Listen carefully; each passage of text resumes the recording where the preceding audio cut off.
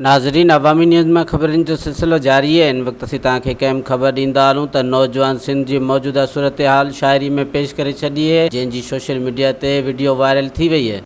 सही सिंध जो अलाह वारिस वाली आ, बाक़ी कम सॼो जाली आ। शहरनि में न भलो रोड आ न का नाली आ, म्यूनिसिपालिटी में न ट्रैक्टर न ट्राली आ।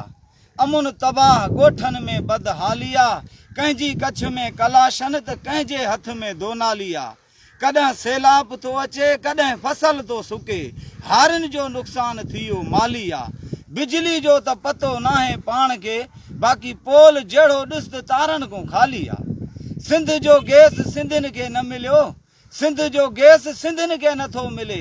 केॾी न सुई गैस वारनि कई बेख़्याली आ, जन डिग्रियूं खयूं उन्हनि खे बि नौकरियूं न मिलियूं। इहा ॻाल्हि त निराली आ। इन ॾुख ऐं परेशानी में सिंध जो नौजवान तबिको तक़रीबन थियो मवाली आ।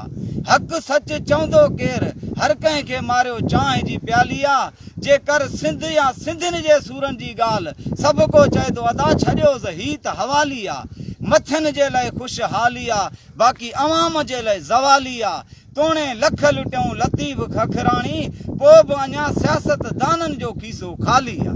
वधीक ख़बरनि ऐं तफ़सील जे लाइ विज़िट कयो असांजी वेबसाइट awamiNewsHD.com ऐं ॾिसंदा रहो अवामी न्यूज़ HD।